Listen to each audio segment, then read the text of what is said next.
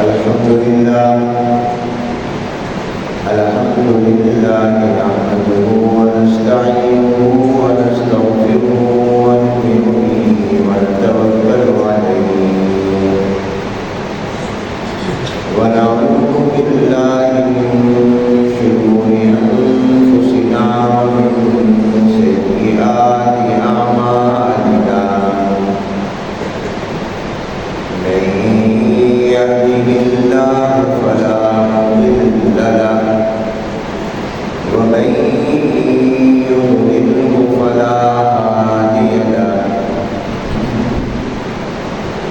ونشهد أن لا إله إلا الله وحده لا شريك له ونشهد أن سيدنا ونبينا وشفيعنا وحبيبنا وسندنا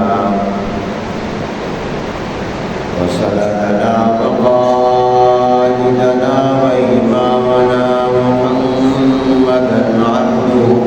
ورسوله أرسله الله إلى كافة للناس بشيرا ونذيرا وداعيا إلى الله بإذنه وسراجا منيرا صلى الله تعالى على خير خلقه محمد وآله وأصحابه أجمعين أما بعد فأعوذ بالله من الشيطان الرجيم بسم الله الرحمن الرحيم إنما المؤمنون إخوة فأصلحوا بين أخويكم واتقوا الله لعلكم ترحمون وقال الله تبارك وتعالى وافعلوا الخير لعلكم تفلحون وعن ابن عمر رضي الله تعالى عنهما أن رسول الله صلى الله عليه وسلم قال المسلم أخو المسلم لا يظلمه ولا يسلمه من كان في حاجة أخيه كان الله في حاجته ومن فرج عن مسلم كربة فرج الله عنه بها كربة من كرب يوم القيامة ومن ستر مسلما ستره الله يوم القيامة رواه أبو داود صدق الله العظيم وصدق رسوله النبي الكريم ونحن على ذلك لمن الشاهدين والشاكرين والحمد لله رب العالمين اللهم صل على محمد وعلى آل محمد كما صليت على إبراهيم وعلى آل إبراهيم إنك حميد مجيد اللهم بارك على محمد وعلى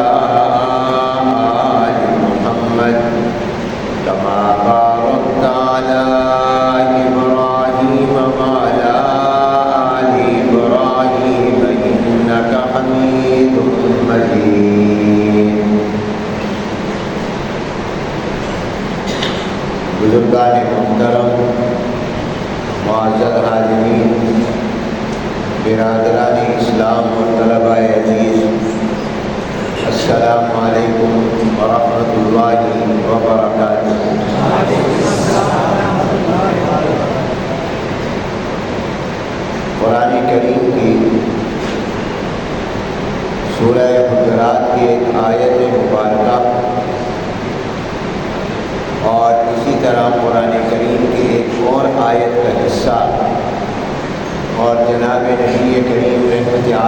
حضور اکرم صلی اللہ علیہ وآلہ وسلم کے حدیث مبارکہ تلاوت کی گئی ہے۔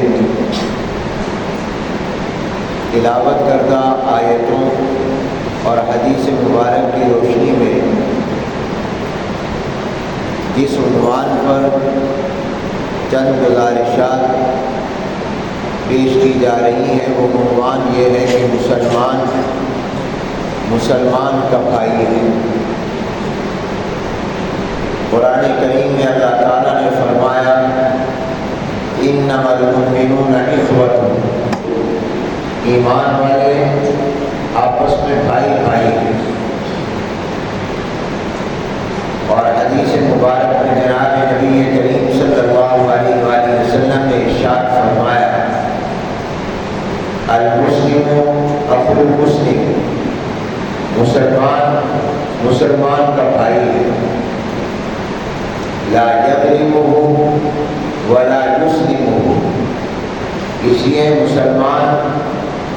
مسلمان پر کوئی ظلم بھی نہ کرے اور کسی مسلمان کو کسی ظالم کے حوالے بھی نہ کرے، اسے بے یار و مددگار بھی نہ چھوڑے۔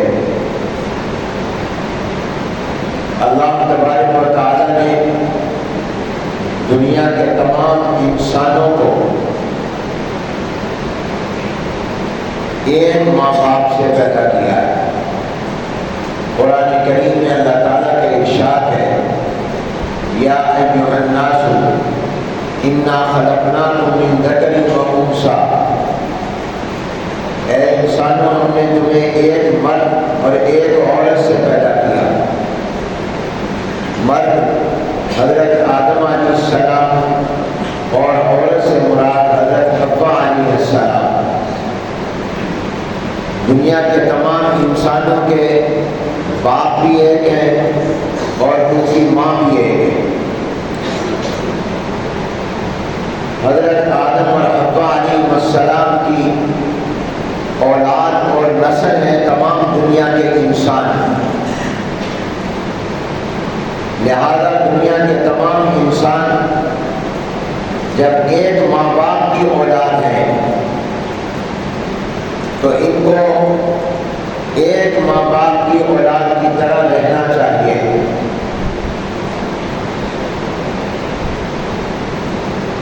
اب سوال یہ پیدا ہوتا ہے کہ ہے تو تمام انسان ایک ماں باپ کی اولاد، مگر پھر ان میں زبان کا فرق، رنگ کا فرق،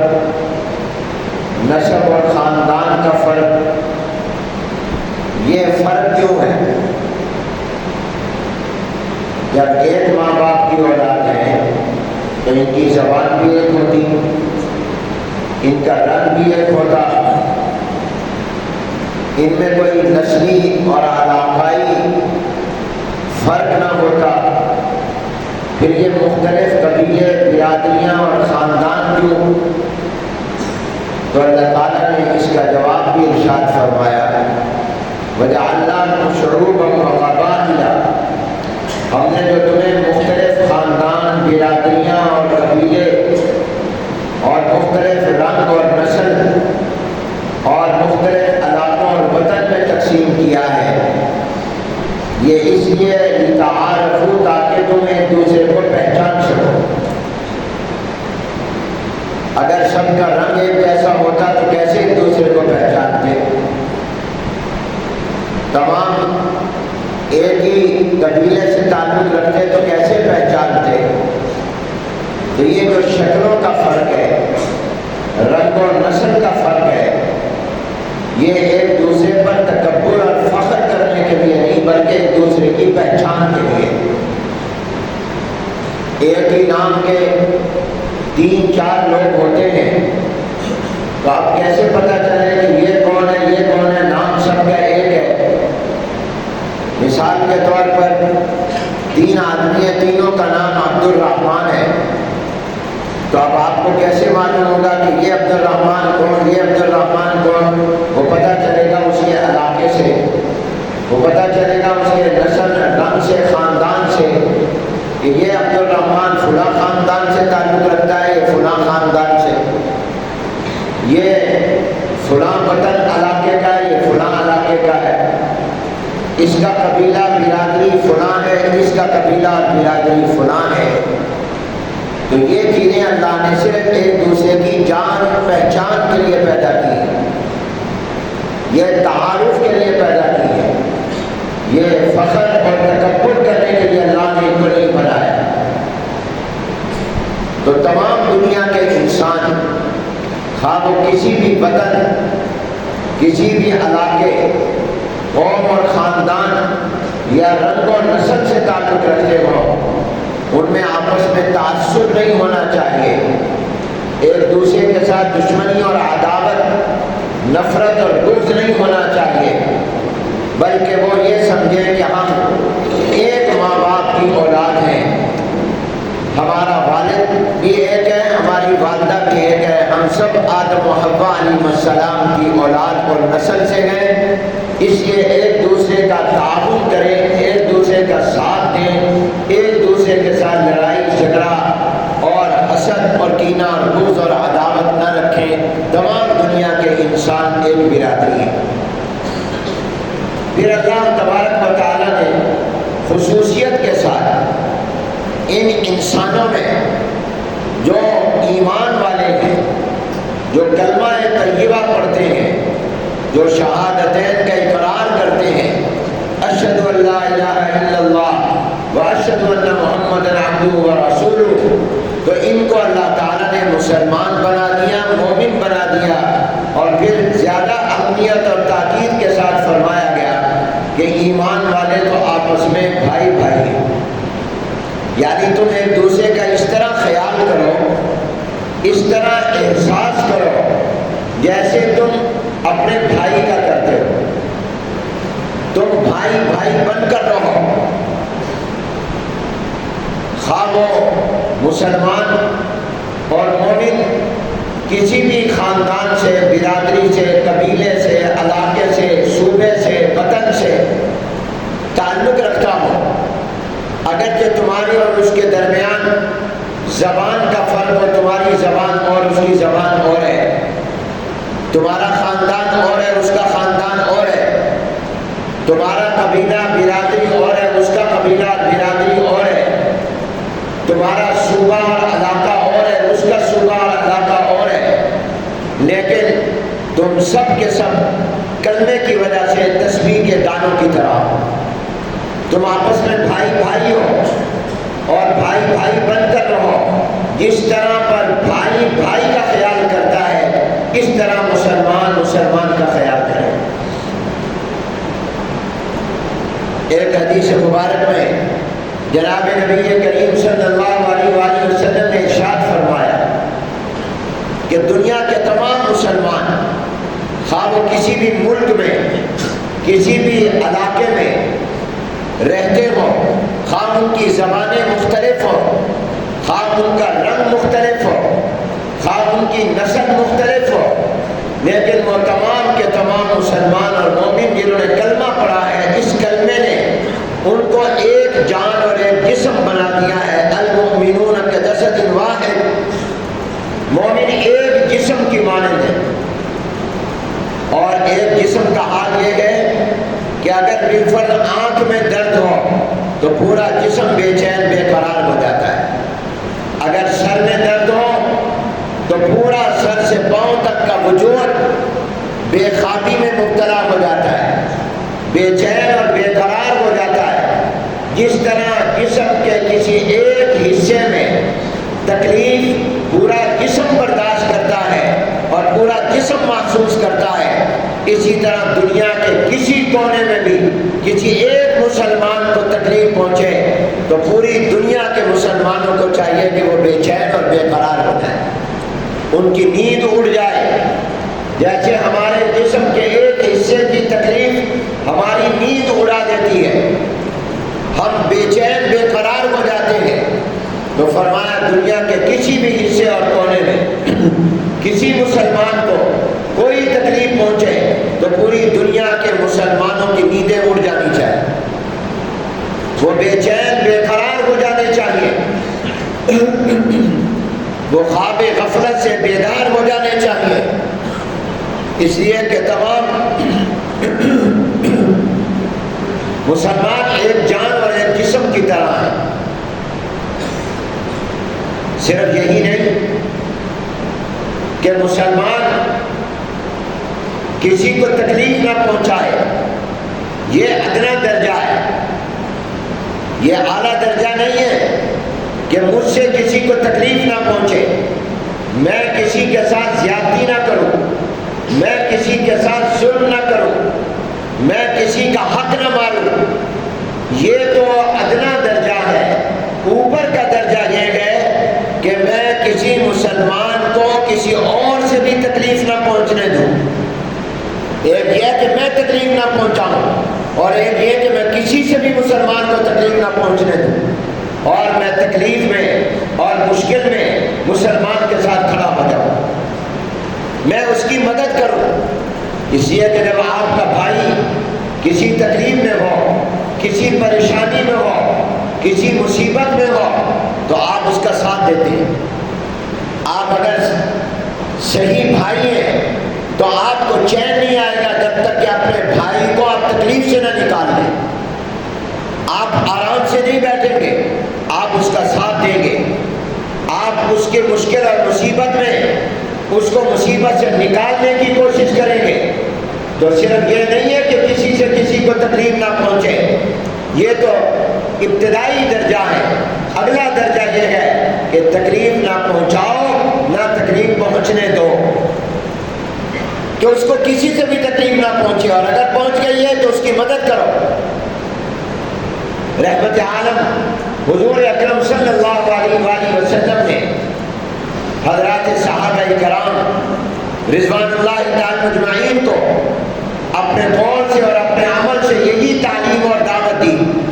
کہ جناب نبی کریم صلی اللہ علیہ وسلم نے تمام کلمہ پڑھنے والوں کو آپس میں بھائی بھائی بنا دیا۔ مکہ المکرمہ ہے، جناب نبی کریم صلی اللہ علیہ وسلم کی خدمت میں آ رہے ہیں، مدینہ منورہ میں آپ کی خدمت میں دور دور سے کلمہ پڑھ کر مسلمان ہو رہے ہیں، تو سرکار دو عالم صلی اللہ علیہ وسلم ان کو اپنے سینے سے لگا رہے ہیں۔ حضور علیہ السلام کا چچا ہے ابی لہب، سردار ہے، مگر اس نے کلمہ نہیں پڑھا، مسلمان نہیں ہوا، کافر ہے۔ تو قرآن کریم میں اللہ نے ابو لہب پر لعنت اتاری، تبت یدا ابی لہب وتب ما اغنی عنہ مالہ وما کسب، ہلاکت، تباہی، بربادی ابو لہب کے لیے، اور یہ ابو لہب کے لیے بددعا، تباہی اور بربادی اور لعنتیں قیامت تک ہوتی رہیں گی، اس لیے کہ قرآن کریم قیامت تک پڑھا جاتا رہے گا، اور یہ سورۃ قرآن میں موجود ہے۔ حالانکہ ابو لہب مکے میں رہتا ہے، حضور علیہ السلام کا ساتھ رشتہ ہے، تعلق ہے، نسبی تعلق ہے، قوم کا سردار ہے، لیکن جناب نبی کریم صلی اللہ علیہ وآلہ وسلم کو اللہ کا نبی اور پیغمبر نہیں مانا، کلمہ نہیں پڑھا، مسلمان نہیں ہوا، تو اس کے اوپر اللہ نے قرآن کریم میں لعنت اتار دی، تباہی اور بربادی اور ہلاکت کا ذکر کیا۔ جبکہ مکہ سے بہت دور حبشہ، جو افریقہ کا ایک ملک ہے جس کو آج ایتھوپیا کہتے ہیں، آج دنیا کے نقشے میں حبشے کا نام ایتھوپیا ہے، یہ افریقہ کا ایک ملک ہے۔ وہاں سے ایک سیاہ فام غلام، کالے رنگ کا غلام آتا ہے، جس کا چہرہ ظاہراً اتنا خوبصورت نہیں ہے، ہونٹ بھی موٹے موٹے ہیں، مگر وہ آ کر حضور علیہ السلام کا کلمہ پڑھ لیتا ہے، تو جناب نبی کریم صلی اللہ علیہ وسلم اسے اپنے سینے سے لگا لیتے ہیں۔ کیا فرق ہے کہ ابو لہب مسلمان نہیں ہے، حالانکہ وہ مکے کا رہائشی ہے، اس کے ساتھ خاندانی رشتہ ہے، وہ سردار ہے، لیکن اس کے لیے ہلاکت اور تباہی اور بربادی ہے، اور بلال حبشی رضی اللہ تعالیٰ عنہ غلام کہے جاتے ہیں، مکہ کے رہنے والے نہیں ہیں، قریش خاندان سے تعلق نہیں رکھتے ہیں، اور شکل و صورت کے خوبصورت ظاہراً نہیں ہے، مگر سرکار دو عالم صلی اللہ علیہ وسلم ان کو سینے سے لگا رہے ہیں، اور حضرت عمر بن خطاب رضی اللہ عنہ ان کو اپنا سردار کہہ رہے ہیں۔ کس وجہ سے؟ کلمے کی وجہ سے، کیونکہ آپ کو مسلمان بھائی ہے، یہ کلمے کا رشتہ ہے جس نے جوڑ دیا ہے۔ فارس سے حضرت سلمان جاتے ہیں، یہ فارس اور ایران کا علاقہ کتنا دور ہے سعودی عرب سے، یہاں سے حضرت سلمان جاتے ہیں، مسلمان ہوتے ہیں، کلمہ پڑھتے ہیں، عربی بھی نہیں عجمی ہیں، فارس کے رہنے والے ہیں، فارسی زبان بولتے ہیں، ان کی زبان بھی حضور علیہ السلام کی والی زبان عربی نہیں ہے، مکہ کے رہنے والے بھی نہیں ہیں، قریش خاندان سے تعلق بھی نہیں رکھتے، عجمی ہیں، فارسی زبان بولتے ہیں، اور کتنے دور دراز علاقے سے جاتے ہیں اور کلمہ پڑھ کر مسلمان ہو جاتے ہیں۔ تو سرکار دو عالم صلی اللہ علیہ وسلم فرماتے ہیں یہ سلمان یہ مجھ محمد کے خاندان کا فرد ہے، یہ میرے خاندان کا حصہ ہے، سلمان منا اہل البیت، سلمان فارسی ہمارا حصہ ہے، ہمارا جز ہے، ہمارے خاندان کا فرد ہے۔ سرکار دو عالم صلی اللہ علیہ وسلم کی خدمت میں روم کے علاقے سے صہیب آتے ہیں اور آ کر مسلمان ہو جاتے ہیں، کلمہ پڑھ لیتے ہیں، تو سرکار دو عالم صلی اللہ علیہ وسلم ان صہیب رومی کو مسلمانوں کا بھائی قرار دے دیتے ہیں، اور مسلمان اپنی آنکھیں بچھاتے ہیں، اپنے سینے سے لگاتے ہیں۔ حالانکہ آپ دیکھیے وطن الگ ہے، قومیتیں الگ ہیں، رنگ و نسل کا فرق ہے، زبان کا فرق ہے، لیکن کلمے نے یہ سارے فرق مٹا دیے۔ جب جس نے کلمہ پڑھا وہ میرا اور آپ کا بھائی بن گیا، اب تمام فرق ختم ہو گئے، اب صرف ایک ہی رشتہ ہے کہ یہ میرے نبی کا امتی ہے اور اسی پیغمبر کا کلمہ پڑھتا ہے جس کا میں کلمہ پڑھتا ہوں۔ اب یہ اور میں دو نہیں ہے بلکہ ایک ہے، یہ وہ کلمے کا رشتہ ہے جو جوڑ دیتا ہے پوری دنیا کے مسلمانوں کو تسبیح کے دانوں کی طرح۔ حضور علیہ السلام مدینہ منورہ تشریف لائے، ہجرت کے بعد دو بڑے قبیلے تھے، اوس اور خزرج، یہ عرب کے ایسے دو قبیلے کہ ان میں لڑائیاں چلتی رہتی تھی، معمولی معمولی بات پر لڑائی، اور ہزاروں سینکڑوں لوگ قتل ہو جاتے، اور سالہ سال اور برس برس تک ان کے درمیان قتل و غارت جاری رہتی، خون ریزی رہتی، ایک دوسرے کو مارتے رہتے، جیسا کہ آج ہمارے ہاں بھی بلوچستان کے قبائل یا خیبر پختونخوا کے قبائل میں آپ دیکھیں کہ ایک قبیلے کی دوسرے قبیلے سے دشمنی ہو جائے، بس وہ میرا قبیلے کا بندہ ہے، اب وہ حق پر ہے یا ناحق ہے، میں نے اس کا ساتھ دینا ہے۔ مخالف کا تعلق دوسرے قبیلے سے ہے، وہ بھلے حق پر بھی ہو لیکن میں نے اس کا مقابلہ کرنا ہے، کیوں؟ اس لیے کہ وہ میرے قبیلے کا نہیں۔ یہ اولاد و نسلوں میں چلتی ہے، اور اوس و خزرج میں جو لڑائی کی ابتدا ہوئی، ان کا ایک قبیلہ تھا، اس قبیلے میں 40 سال تک لڑائی ہوتی رہی، اور معمولی بات پر، معمولی بات کیا کہ ایک قبیلے کے آدمی کی مرغی کا بچہ دوسرے قبیلے کے آدمی کے کھیت میں چلا گیا، جس کے کھیت میں کیا مرغی کا بچہ، اس کے مالک نے اس مرغی کے بچے کو قتل کر دیا۔ اب جو قتل کیا تو جس کی مرغی کا بچہ قتل کیا اس قبیلے کا آدمی آ گیا تلوار لے کر، تو نے میری مرغی کا بچہ کیوں قتل کیا؟ آپس میں توتکار ہوئی، لڑائی شروع ہوئی، اور مرغی کے بچوں سے لڑائی نکل کر انسانوں کے گلے کاٹنے تک چلی گئی، اور 40 سال تک یہ آپس میں ایک دوسرے کو قتل کرتے رہے، 40 سال تک۔ اب 40 سال میں کتنے لوگ ایک دوسرے کے مارے ہوں گے؟ اور دشمنی کی وجہ کیا بنی؟ لڑائی کی وجہ کیا بنی؟ مرغی کا بچہ، انسانوں کے گلے کاٹ دیے، کیوں؟ مخالف تھے، یہ ایک الگ قبیلہ، یہ الگ قبیلہ، یہ قبیلے والا کہہ رہا ہے اس قبیلے والے کو کہ تو نے میری مرغی کا بچہ کیوں مارا،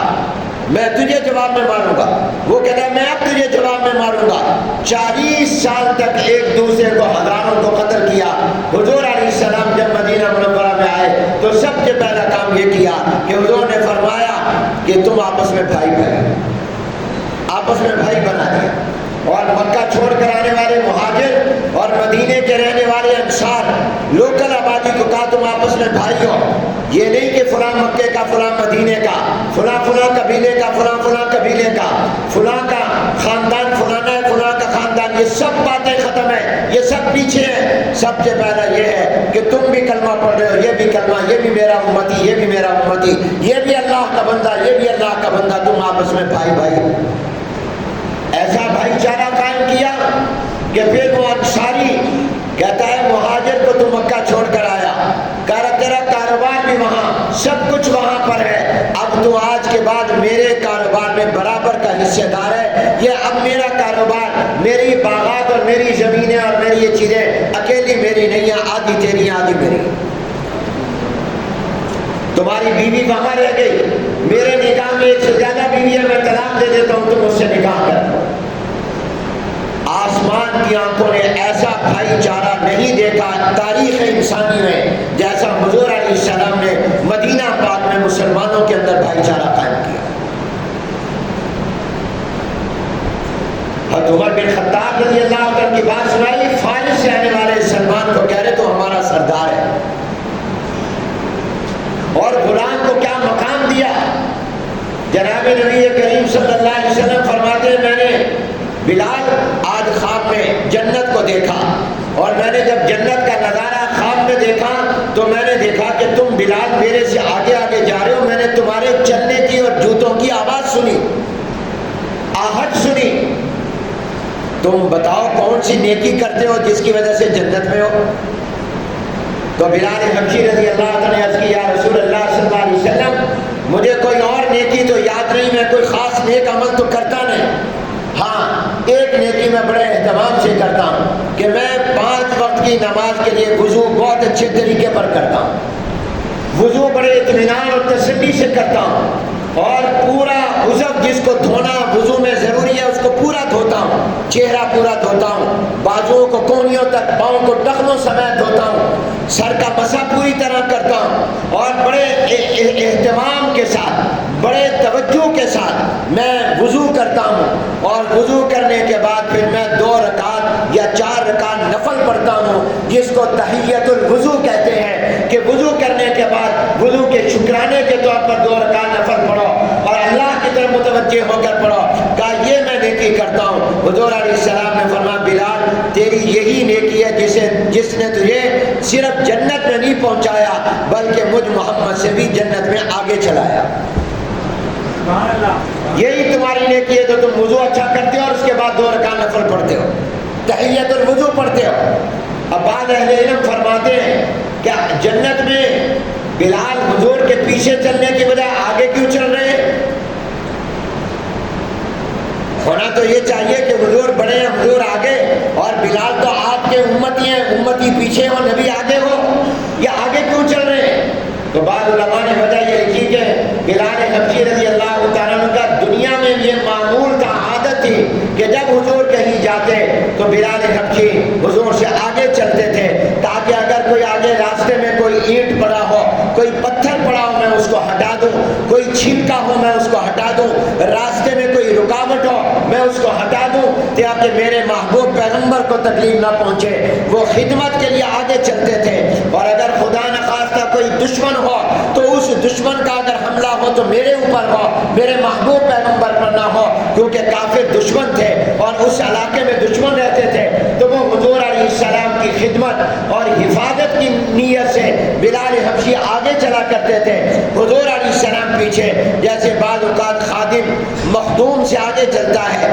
شاگرد استاد سے آگے چلتا ہے، مرید اپنے پیر سے آگے چلتا ہے، اولاد ماں باپ سے آگے چلتی ہے تاکہ ہم راستہ صاف کریں، ہم ان کے لیے راستہ بنائیں، اور راستے میں کوئی رکاوٹ ہو تو اس کو ہٹا دیں، اور کوئی نقصان ہو تو ہمارا ہو، ہمارے ماں باپ کا، استاد کا اور شیخ کا اور ہمارے بڑوں کا نہ ہو۔ اسی ارادے سے بلال حبشی دنیا میں آگے چلتے تھے تاکہ میرے محبوب کو کوئی تکلیف نہ پہنچے، میں راستہ صاف کروں اور راستے کی تیریں تکلیف دینے والی ہٹاؤں۔ تو اللہ نے انعام کے طور پر یہ دیا کہ تم دنیا میں میرے محبوب کی خاطر آگے چلتے تھے، میں تمہیں اس کے بدلے میں جنت میں بھی آگے چلاؤں گا۔ تو یہ دنیا میں خدمت کا انعام اللہ نے دیا کہ جنت میں بھی آگے رکھا، آگے چلا دیا۔ تو میرے دوستو آپ نے دیکھا یہ مقام بلال حبشی کو کس نے دلوایا؟ کلمے نے. بولو کس نے؟ بولو کلمے نے. تو آج میں اپنے کسی کا ساتھ دیتا ہوں کس بنیاد پر؟ میں اس کا ساتھ دے رہا ہوں اس لیے یہ میری برادری کا ہے. یہ نہیں میں دیکھتا کہ یہ حق پر ہے یہ ناحق ہے. میں اس کا ساتھ دے رہا ہوں کیوں؟ یہ پنجابی ہے. اب میں نے یہ نہیں دیکھنا کہ اس نے زیادتی کی ہے پٹھان پر، بس یہ پنجابی ہے اور پٹھان کہتا ہے میں نے پٹھان کا ساتھ دینا ہے. یہ نہیں دیکھنا کہ میرا یہ ساتھی پٹھان حق پر ہے یا باطل پر ہے. زیادتی اس کی ہے یا نہیں، اس سے بالا تر ہو کر صرف اس وجہ سے کہ وہ پنجابی ہے، صرف اس وجہ سے کہ وہ پٹھان ہے، صرف اس وجہ سے کہ وہ بلوچی ہے، صرف اس وجہ سے کہ وہ سرائکی ہے، صرف اس وجہ سے کہ وہ سندھی ہے، صرف اس وجہ سے کہ میرے علاقے اور میرے وطن کا ہے، میں اس کا ساتھ دے رہا ہوں. اس سے بالا تر ہو کر کہ وہ حق پر ہے یا باطل پر ہے، باطل پر ہو تب بھی ساتھ دے رہا ہوں. اسلام اس کی اجازت نہیں دیتا. یہ اسلام کے خلاف ہے. یہ تمام عصبیتیں ختم کر دیے اسلام نے. بنیاد ہونا چاہیے اس بات پر کہ حق پر کون ہے اور باطل پر کون ہے. اور فرما دیا تم جس مسلمان کا اپنا بھائی سمجھو، اگر وہ مسلمان مظلوم ہے، بھلے وہ تمہاری برادری کا نہ ہو، بھلے وہ تمہاری زبان نہ بولتا ہو، بھلے وہ تمہارے صوبے اور علاقے سے تعلق نہ رکھتا ہو، بھلے وہ تمہارا کاروباری اور پارٹنر نہ ہو، بھلے وہ تمہارا رشتہ دار نہ ہو، بھلے وہ غیر اور اجنبی اور بیگانہ ہو، لیکن اگر وہ حق پر ہے اور وہ مسلمان ہے تو تم اس کا ساتھ دو. کیوں؟ وہ مسلمان تمہارا بھائی. اور میں نے بتایا کہ مسلمان کے لیے ادنا درجہ تو یہ ہے کہ کسی کو تکلیف نہ دے، مگر اس سے اوپر کا درجہ یہ ہے کہ اس کی تکلیف کو برداشت نہ کرے. اگر کوئی تکلیف میں اس کی تکلیف کو ہٹائے. جناب نبی کریم صلی اللہ علیہ وسلم فرمایا المسلم اخو المسلم، مسلمان کا بھائی ہے، لا یظلمہ. پہلا درجہ یہ ہے وہ مسلمان پر ظلم نہیں کرتا، وہ اس پر زیادتی نہیں کرتا، اس لیے کہ مسلمان بھائی ہے تو بھائی پر ظلم نہیں ہوا کرتا. آگے فرمایا ولا یسلمہ، صرف اتنا نہیں ہے کہ ظلم نہیں کرتا بلکہ اس کو ظالموں کے حوالے بھی نہیں کرتا، اس کو ظالموں کے سپرد بھی نہیں کرتا. مسلمان کی پہچان یہ ہے، صرف کلمہ پڑھ لینے سے مسلمان نہیں ہوتا جب تک کہ یہ کام نہ ہو. فرمایا جب وہ مسلمان کسی مسلمان کو بے یار و مددگار بھی نہ چھوڑے، کسی ظلم کے حوالے بھی نہ کرے، بلکہ مظلوم کے ساتھ کھڑا ہو اور ظالم کے ظلم سے مظلوم مسلمان کو بچانے کی کوشش کرے. وہ اپنی ہمت کے مطابق، اپنی استطاعت کے مطابق. جناب نبی کریم صلی اللہ علیہ وسلم کو اگر معلوم ہوتا کہ کوئی مسلمان کسی تکلیف میں گئے، وہ کوئی ضرورت مند ہے، وہ کسی مصیبت اور پریشانی میں ہے، تو سرکار دو عالم صلی اللہ علیہ وسلم بے چین ہو جاتے جب تک کہ حضور علیہ السلام اس مصیبت سے اس کو نکال نہ لیتے، جب تک اس تکلیف سے اس کو نکال نہ لیتے. میرے دوستو آج دنیا میں کئی ملکوں میں، کئی علاقوں میں مسلمان مظلوم ہیں اور وہ ظلم کی چکی میں پس رہے ہیں، سالہ سال سے پس رہے ہیں. چائنا میں بہت سے علاقوں میں مسلمان پریشان ہیں، برما میں ہیں، ہندوستان میں ہیں، اور اسی طرح دنیا کے کئی ممالک میں مسلمان ظلم کی چکی میں پس رہے ہیں. اور پھر خاص طور پر فلسطین اور غزہ میں، کشمیر میں مسلمان ظلم میں پس رہا ہے، اور فلسطین اور غزہ میں مسلمان تقریباً 60 سال سے ظلم کی چکی میں پس رہا ہے. اور پچھلے 2 سال سے 7 اکتوبر سے لے کر اب یہ 7 اکتوبر آ رہا ہے، 7 اکتوبر 2023 سے یہ 7 اکتوبر 2025 آ رہا ہے. 2 سال سے خاص طور پر غزہ پر، فلسطینیوں پر اسرائیل کی صہیونی اور ظالم اور جابر حکومت دن رات وحشیانہ بمباری کر رہی ہے، ظلم کر رہی ہے اور ان کو ہلاک کر رہی ہے. اور اب تک 1 لاکھ سے زیادہ مسلمان شہید ہو چکے ہیں اس 2 سال کے عرصے. ان میں مسلمان بوڑھے بھی ہیں، جوان بھی ہیں، عورتیں بھی ہیں، حتیٰ کہ بچے بھی ہیں. ہزاروں کی تعداد میں بچے اور عورتیں شہید ہو چکی ہیں. اور پھر ان مسلمانوں پر صرف یہی نہیں ہے کہ میدان میں بمباری کی ان کے رہائشی علاقوں میں، ان کے گھروں کے اندر بمباری کی جا رہی ہے، ہسپتالوں میں بمباری کی جا رہی ہے، مساجد پر بمباری اسرائیل کر رہا ہے، اور شہری علاقوں میں اسرائیل بمباری کر رہا ہے۔ بچوں کے حقوق، عورتوں کے حقوق، انسانی حقوق اور تمام انسانوں کے حقوق اور مساجد کا حق، شہری آبادی کا سب پامال کر رہا ہے، اور عالمی دنیا اس کی پشت پر ہے، اور دنیا کا جو سب سے بڑا چودھری امریکہ بنا ہوا ہے وہ مسلسل اسرائیل کی پشت پناہی کر رہا ہے، اور وہ اسرائیل کا ساتھ دے رہا ہے، اس کو اسلحہ بھی دے رہا ہے، اس کو پیسہ بھی دے رہا ہے۔ اور جب جنگ بندی کی قرارداد آتی ہے 6 مرتبہ اب تک سلامتی کونسل میں وہ اس کو ویٹو کر چکا ہے، اور وہ چاہتا ہے کہ جنگ جاری رہے اور مسلمان مرتا رہے، بچے نسل ختم کرنے کی کوشش کی جا رہی ہے، اور کتنے مسلمانوں کے بچے ان کی آنکھوں کے سامنے اور بچوں کے سامنے ماں باپ کو ذبح کر دیا گیا اور شہید کر دیا گیا ہے۔ اور وہ صرف وہیں نہیں ظلم کر رہا، وہ یمن پر بمباری کر رہا ہے، وہ شام پر کر رہا ہے، وہ اور ملکوں پر بھی جا کر وہ قطر پر حملہ کر رہا ہے، اور وہ گریٹر اسرائیل کی بات کر رہا ہے، اور اس کے اسرائیل کا جو توسیعی منصوبہ ہے اس میں اس کا مدینہ بھی نعوذ باللہ شامل ہے کہ ہم نے مدینے پر بھی قبضہ کرنا ہے۔ یہ وہ درندہ ہے جو مسلمانوں پر ظلم کر رہا ہے۔ مسلمان کا خون پانی سے بھی سستا ہو گیا اور بہ رہا ہے، اور پوری دنیا خاموش ہے۔ عالمی طاغوتی کفریہ طاقتیں اس کا ساتھ دے رہی ہیں، اور بدقسمتی یہ ہے کہ عالم اسلام کے حکمران بھی بے غیرت بن چکے ہیں،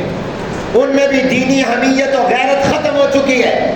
وہ امریکہ سے ڈرتے ہیں، وہ اللہ سے نہیں ڈرتے، وہ دنیا کے حکمرانوں سے ڈرتے ہیں۔ ہمارے حکمران پاکستان سمیت دنیا کے تمام مسلمان ملکوں کے حکمران امریکہ سے ڈرتے ہیں، اور آج پوری دنیا کفر مسلمانوں پر ظلم کر رہی ہے، اور مسلمان خاموش ہے۔ حضور علیہ السلام نے تو فرمایا کہ مسلمان مسلمان کا بھائی ہے، مسلمان مسلمان پر ظلم نہیں کرتا، اس کو ظالم کے حوالے نہیں کرتا، اس کو بے یار و مددگار نہیں چھوڑتا۔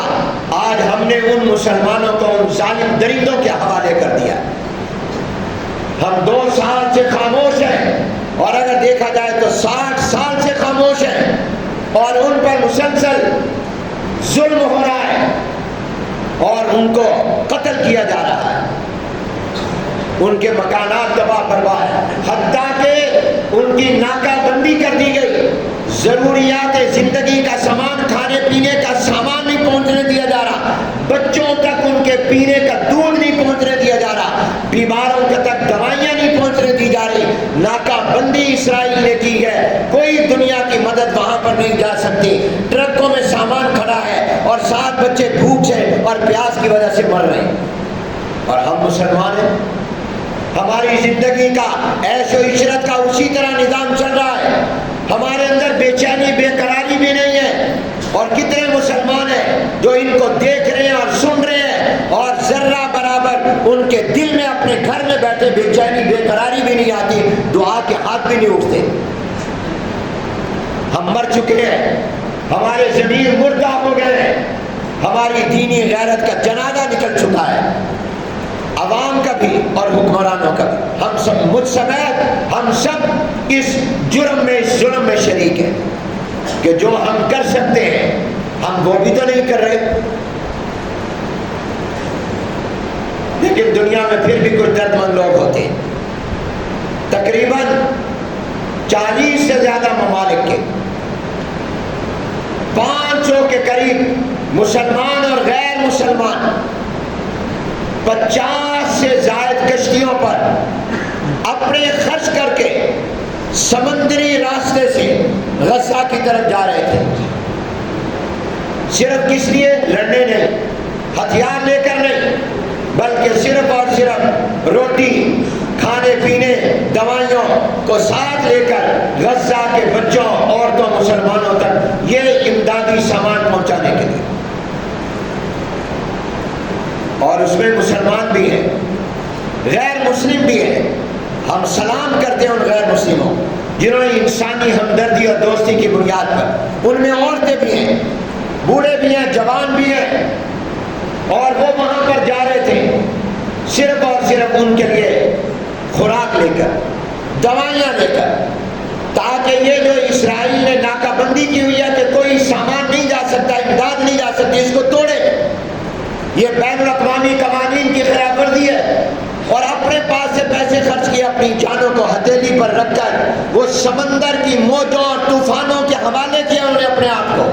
اور اگر آپ تصویروں میں دیکھیں کہ ان کی کشتیاں کس طرح وہ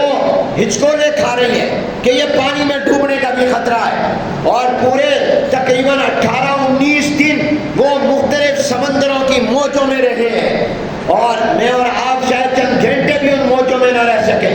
اور وہ لوگ وہاں پر اپنی جانوں کو ہتھیلی پر رکھ کر گئے۔ ہمیں مارا بھی جا سکتا ہے، کچھ بھی کیا جا سکتا ہے، لیکن اس کی امداد کے لیے بھی اور اس کی حفاظت کے لیے بھی مسلمان حکومتوں نے کوئی آواز نہیں اٹھائی۔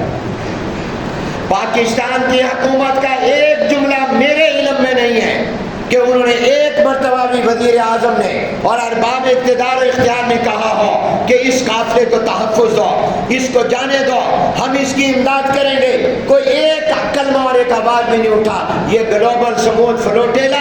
اپنی مدد آپ انسانی جذبے کے ساتھ، انسانی ہمدردی، انسانی دوستی کی بنیاد پر مسلمان اور غیر مسلم گئے، مگر اسرائیل نے 2 دن پہلے ان پر حملہ کر دیا اور ان میں سے تمام لوگوں کو ہتھکڑیاں لگا کر گرفتار کر لیا۔ جو امداد یہ لے کر گئے تھے وہ بھی پہنچنے نہیں دی، اور پاکستان سے کروڑوں مسلمانوں میں سے صرف 4 یا 5 لوگ گئے۔ ایک ہمارے ساتھی گئے تھے مظہر شاہ صاحب، وہ راستے سے ان کی کشتی خراب ہو گئی، ان کو واپس آنا پڑا، لیکن باقی 4 لوگ گئے ہیں، پہنچے ہیں، اور ان میں نمایاں نام سابق سینیٹر ڈاکٹر مشتاق کا ہے، جو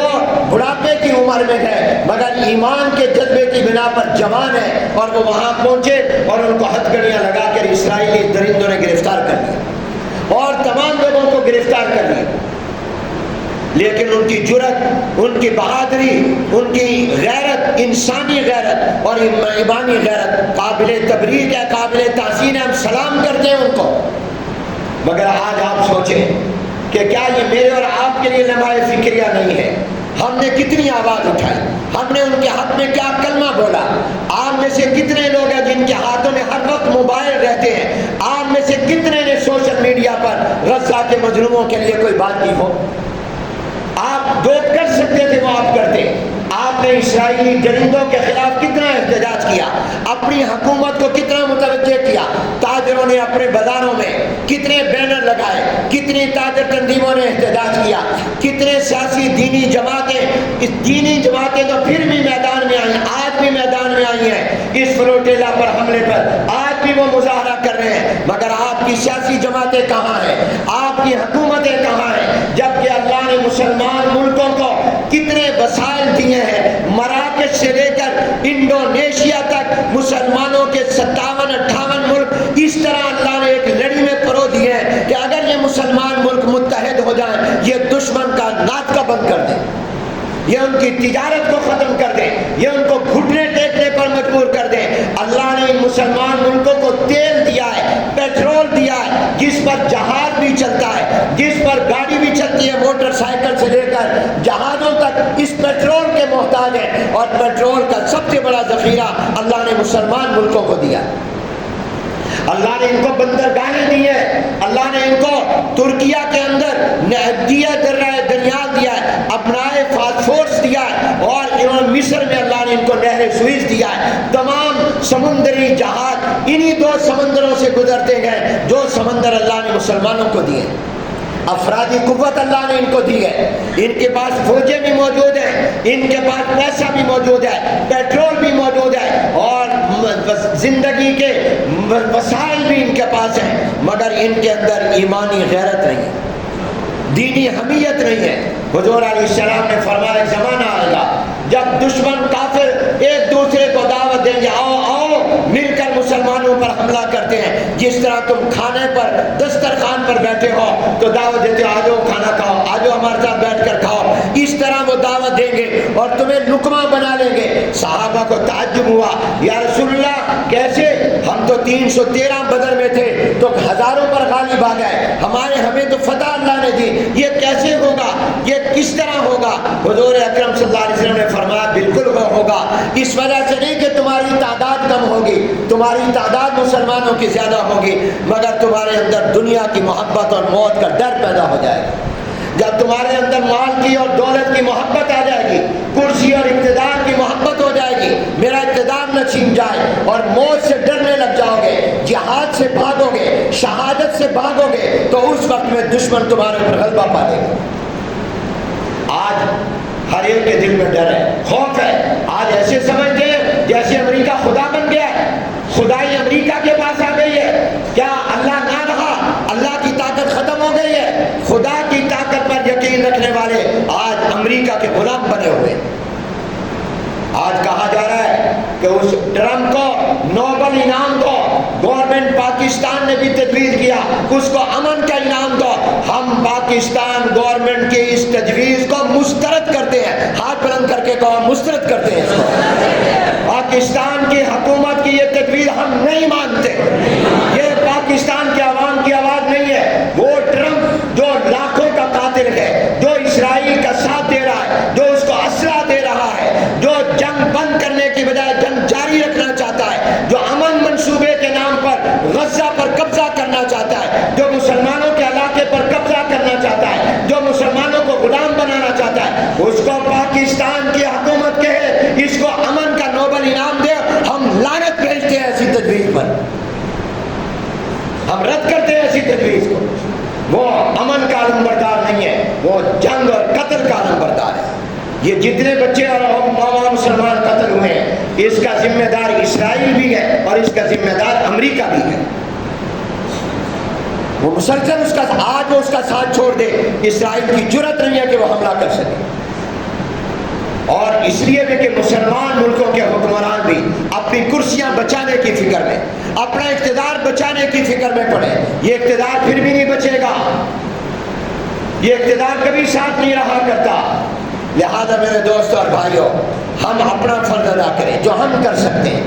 ہم گلوبل سمود فلوٹیلا کے ان مسلمانوں اور انسانوں کے حق میں آواز اٹھائیں جو امدادی سامان لے کر غزہ جا رہے تھے، اس ناکہ بندی کو توڑنے کے لیے جا رہے تھے، اور ان کو گرفتار کر لیا گیا